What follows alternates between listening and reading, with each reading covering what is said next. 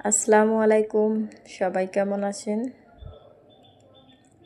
আজকে আমি এত ভোর ভোর ঘুম থেকে ওঠার কারণ হচ্ছে আমরা এক জায়গায় চলে যাব মা মেয়ে। ওখানে আমাদের খুব জরুরি একটা কাজ পড়ছে।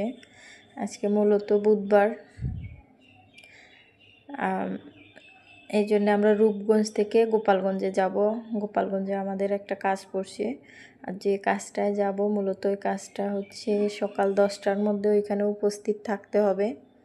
অনেক অনেক মানুষ আসবে। দেখা যায় যে আমাদের একটা টিম আছে উদ্যোক্তাদের, যেমন খুলনা চুকনগর থেকে একজন আসবে, এরপরে হচ্ছে গোপালগঞ্জের কিছু আছে।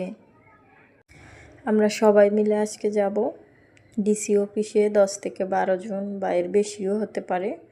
ডিসি অফিসে যাব। আমরা যে কাজটা করতে চাচ্ছি ওই কাজটা করতে হলে ডিসি স্যারের অনুমতি প্রয়োজন। ডিসি স্যার যদি অনুমতি না দেয় ওইটা কখনো প্রয়োজন না। এই জন্য আমরা ডিসি স্যারের কাছে গত 2 সপ্তাহ আগে চিঠি লিখছিলাম। ডিসি স্যার আমাদেরকে বুধবারে টাইম দিছে যে বুধবারে দেখা করতে হবে।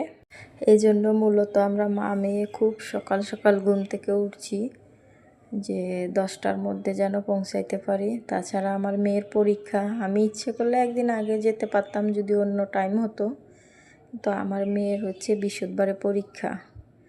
তো ডিসির সাথে দেখা করতে হবে বুধবারে, একদিনের তফাৎ। কিন্তু আমার পক্ষে একদিন আগে যা থাকা সম্ভব না, যেহেতু মেয়ের পরীক্ষা। এই জন্য আমি বুধবারে চলে যাচ্ছি।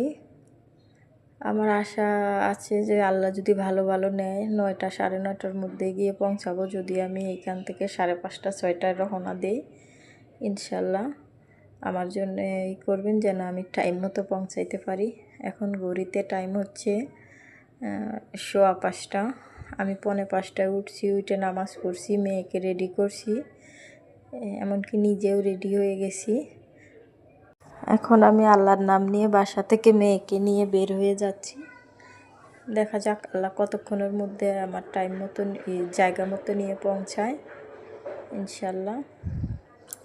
এখন আমরা অটোর জন্য রাস্তায় দাঁড়ায় রয়েছি। এইখান থেকে যাব আমাদের স্ট্যান্ডে, সিএনজি স্ট্যান্ডে। সিএনজি স্ট্যান্ডে গিয়ে সিএনজিতে উঠব। এরপরে হচ্ছে সিএনজি থেকে নেমে বাসে উঠতে হবে। বাস থেকে সোনপাড়ায় নেমে তারপরে হচ্ছে গাউছিয়া যেতে হবে। গাউছিয়ার থেকে আবার বাসে উঠতে হবে, আবার যাত্রাবাড়ি যেতে হবে।